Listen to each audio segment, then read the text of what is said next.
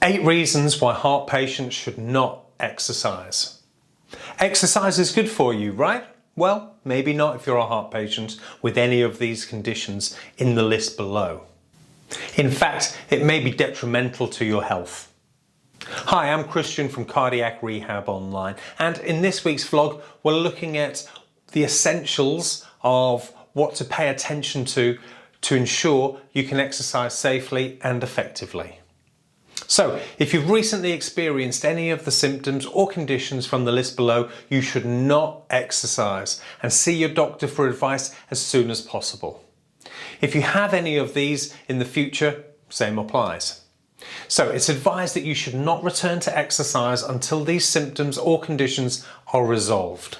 As I've mentioned in our other guides, it's essential for you to understand and implement how to monitor your level of intensity during the different phases of an exercise program. So over the years, I've come across many patients who have an inability to manage their exercise levels, and it's usually through overdoing rather than underdoing. These types of people tend to be A-type personalities and make the mistake of thinking that the more they do, the better it's going to be for them. Fortunately, this is far from the truth of the matter, and what is optimal for an individual needs careful consideration, especially after a cardiac event. Too much is no better than too little, but the right amount is where we'll get the greatest health improvements for the least amount of risk, to be safe and to be effective. So, a quick story. Several years ago, I had a new patient who had recently received a heart transplant. A middle-aged man who was overweight, and he hadn't done any exercise for decades. He would cycle to the rehab class for 30 minutes, then complete an hour of cardiac rehab, and then cycle home again. So that's 2 hours in total. In addition, he was exercising most days of the week. Okay, so a quick story for you relating to this. So several years ago, I had a new patient who has recently received a heart transplant. He's a middle-aged man who was overweight and had not done any exercise for decades, really. He would cycle to the rehab class for 30 minutes, then complete an hour of cardiac rehab, and then cycle home again. That's 2 hours in total. And he'd do this twice, 3 times a week. In addition, he was exercising most days as well.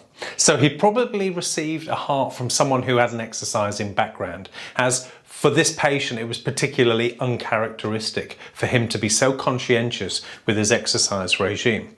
However, exercising daily to this extent was actually detrimental to his overall health, and he had further complications and had to learn the hard way about finding out his optimal training level. So don't make that mistake. With the exception of febrile illness, it is strongly recommended that you speak to your doctor and get consent from them to return back to exercise.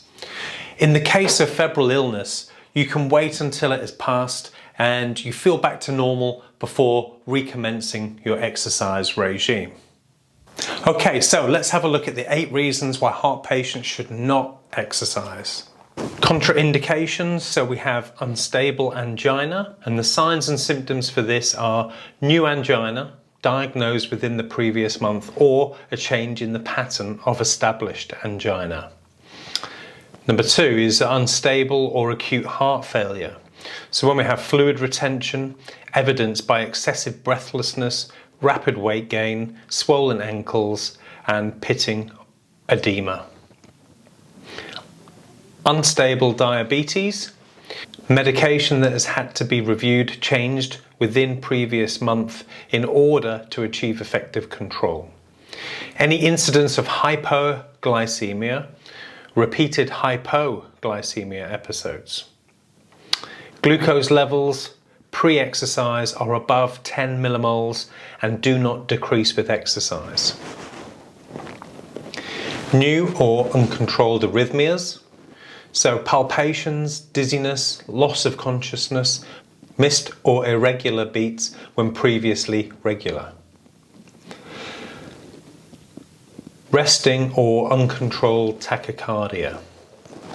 Resting heart rate above 100 beats per minute or inappropriate rapid rise in heart rate during exercise that does not stabilize on rest. Resting systolic blood pressure over 180. Resting diastolic blood pressure over 100.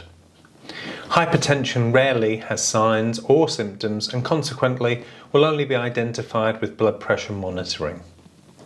So that's something that you can check yourself. Symptomatic hypertension, so light-headedness, dizziness, fainting, especially when moving from a lying or sitting to standing or at the end of exercise. Febrile illness, feeling unwell or feverish.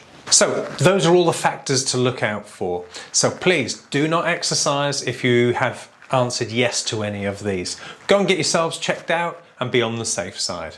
Guys, thank you for joining me today. If you've experienced any of these, then please put them in the comments section below, because it will not only help other people to understand, but it shows that, we're not alone going through these issues.